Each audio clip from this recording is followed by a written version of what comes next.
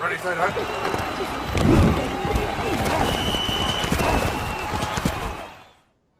What's up, you guys? Welcome back to Weekend Zone. We are getting into some of the stories that we didn't necessarily talk about in detail throughout the week, and we're also clapping back at some of your comments as usual. I'm Devyn Howard. You can find me on Instagram as @DevynHoward. What's up, everybody? I'm Jackie Ray. You can follow me on Instagram and Twitter at JRayTheFanatic. Before we dive in, make sure you've clicked that subscribe button, ring that bell so you always are notified when we go live or upload a new video. Do us a favor and hit the thumbs up button and leave us a comment below. Maybe you'll end up in one of our comment clapback segments next week or in following weeks. Okay, let's jump right in. Kelly Oubre Jr. threw a little bit of shade at LeBron James, and I'm honestly very upset about it because I love Kelly Oubre Jr., but I love LeBron James a lot more. So Kelly had a bit of a hot take when it comes to the whole GOAT debate, and it really was a direct insult towards LeBron. So he explained why he firmly believes that there are no players from this generation, basically LeBron James, that deserve to be in the GOAT conversation.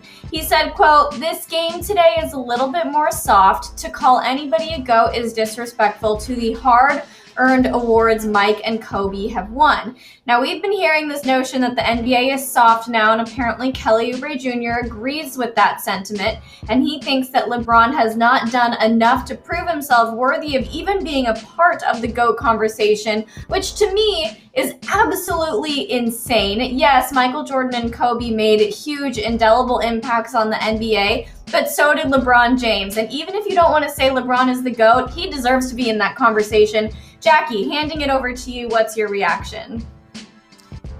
I mean, this is the first season I'm really even saying Kelly Oubre's name on a consistent basis. So that part. So I really don't really care what he has to say. I just learned how to say your name correctly, my guy, because you've been completely irrelevant for a minute. So, but I get mad when people say this, and he might be looking at it from where his perspective, and he might forget that LeBron is a 36-year-old man who came into this league when he was 18. So LeBron knows things about this league that Kelly will never know, and he'll never understand. So you kind of have to just brush him off like my old uncles will do, me and my cousins, when we say something, be like, okay, just kind of like whatever you want to say to make yourself feel better. You're not even worthy of my time. And I feel like you, though, because I really like Kelly.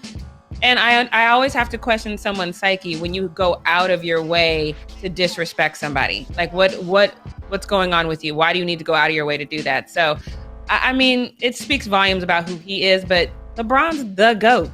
Period. I said what I said. I said what I said too. I agree with you on that one. You guys know that I agree with Jackie on that. But yeah, I do think it is quite a bold move for Kelly to come out there and say something that is, in so many words, direct shade at LeBron James, because that's somebody that he is going to come face to face with on the court and who he's going to see at different events and whatever. So it's just kind of a bold statement, especially for a player like Kelly to come out and say something like that.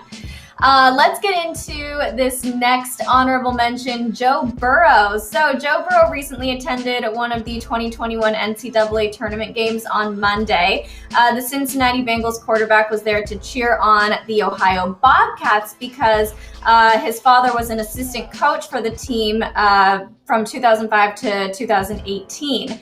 And then the team bounced Virginia over the weekend in the first round. And Joe Burrow, wanted to make sure that the fans enjoyed themselves. So he purchased $500 worth of shots. We have some photos some photos of that to show you guys. $500 worth of shots. Now, for somebody like Joe Burrow, that is pocket change, but it definitely made an impact on the fans, and it's just a fun way to be able to use that expendable income that he has. So, Jackie, how do you feel about this party move by Joe? I think you had a Freudian slip as to how I feel about it, because this is what I would do if I had extra income. I'd be like, that's for everybody. That's kind of my thing. So when I saw this, I was like, okay, Joe, okay.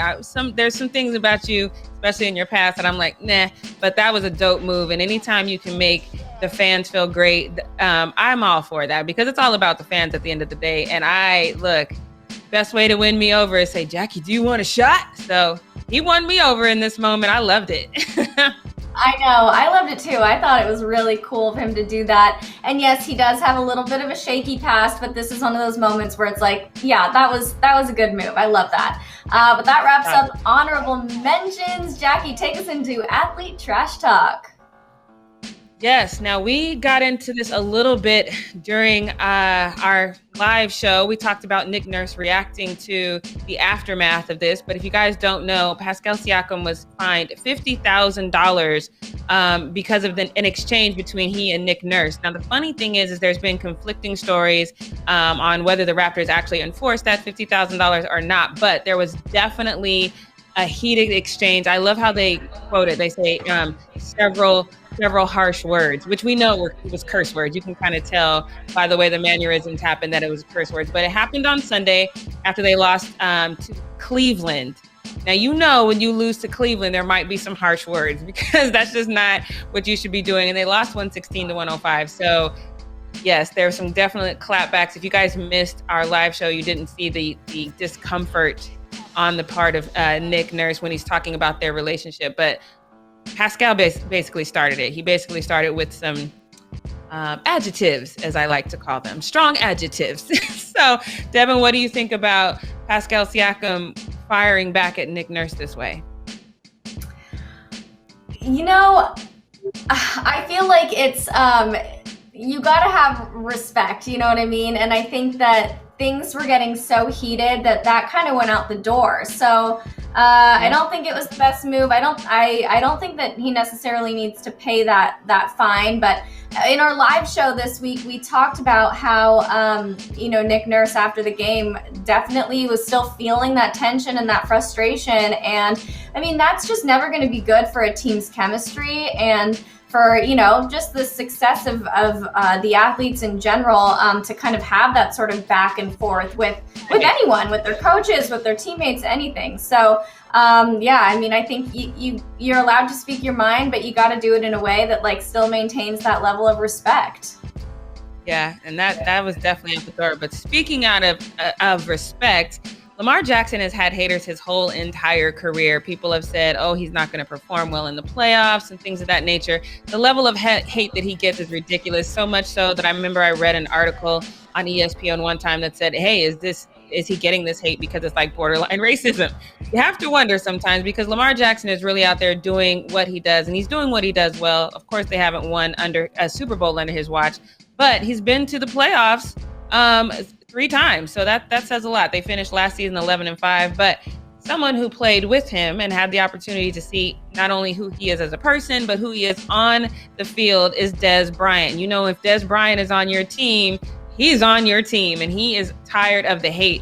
He took to Twitter to say, all of this Lamar hate is starting to get on my nerves. Just know I got to see firsthand what we have to deal with. Him being able to play QB is far from the issue. So I think Dez is clapping at the whole organization in this tweet because he's basically saying Lamar Jackson is not the problem. There's much deeper problems in that organization. I wish he would have elaborated because now I want to know. So obviously we're going to follow this one. So make sure you watch our live show because if he follows and it says something else, we're definitely going to talk about this. But Devyn, do you agree? Do you think Dez Bryant is clapping back at the Baltimore Ravens as a whole and saying that the quarterback is not the problem? You guys got other problems.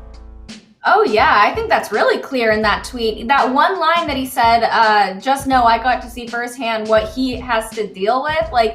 That alone tells you everything that you need to know. There's stuff going on behind the scenes. So I think it's cool that he came to Lamar's defense. So I guess we'll figure out what happens. I do wish he said more. I'm always the person that's like, if you're going to say something, make sure you give us everything or else it just feels cryptic and but it's like I gotta go digging. Come on. We want to know the full story, but I think that he probably felt like this is not my information to share, but hopefully we do figure out the truth, what's going on behind the scenes. But you guys, let's go into comment clapback, our favorite segment. Let's get that first one up there. Jackie, let's have you read this one. Okay, we only got 4, so make them good. Oh, here we go. I hate channels like these. Just show me the effing video. you took time to write that though. That's the part that bugs me. If you would have looked up the part of the video that you really wanted to see, would have probably been there. It's called a build-up, my guy. What is wrong with you? I just don't understand taking the time to write this. People are so ridiculous. And also in the cases where we aren't able to show you guys the video, it's because of copyrights. So you can't get mad at us, all right? So just like chill out a little bit. Let's get into the next comment. Leo, can you throw that up there? Spencer Parker, I hate the fumble. You know what, Spencer? I just want to say I love you. I love you so much for commenting on our video, because you can give all the hate you want, but you're commenting and that increases our engagement and that boosts us in the algorithm. So keep doing you, Spencer Parker. We love you. Keep trying to tell you that. Keep trying to tell you that. All right, let's get to this next one. Okay, what is this? Trez for G, I don't even know what your name is, but says just going through and disliking all your dog water sports coverage. Get off YouTube, you brainless piece of meat. That's a lot. I'm perplexed. Right.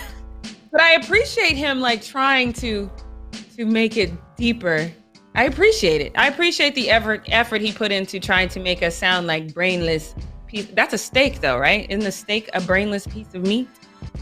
I mean, I think any piece of meat is likely a brainless piece of meat unless you're eating the actual brain. What I appreciate about this comment is that he didn't use a single offensive or foul word. It's almost like he was like an 8-year-old and he wanted to insult us so badly, but he knows that bad words are bad, so he didn't want to say it. Like, you got a little creative and I gotta give you props for that. I'm not mad at that one. Yeah, let's get into the next one. Okay, been away for 2 years. Who are these uptight B words? Okay, let me introduce myself. My name is Devyn Howard, and I've been a host on The Fumble for 2 years. Jackie, why don't you introduce yourself? I'm Jackie Ray. I've also been here for almost 3 years now. That's crazy. It'll be 3 years in December. So where you been? What was you watching? Because you should know who we are, and you should know that we're not that uptight, sir. So maybe, all the content that you missed is still available online. So feel free, go back and watch. Get to know myself and Devyn Howard. You're welcome. And yeah, welcome back. Mix 'em up one. Really glad you're back. Really glad that you made your way back to us over here at The Fumble. Can't wait to annoy you with more of our uptight behaviors, although I would say Jackie and I are for sure not uptight at all. Anyway, that wraps up Weekend Zone, you guys. We hope you have the best weekend ever. We're going to be back again on Monday with our live show at 9 a.m. Pacific Standard Time. So go ahead and tune in, subscribe, tap the bell, leave a comment below, and share this video with your friends. And we will see you guys next week. Have a great weekend. Bye, everyone.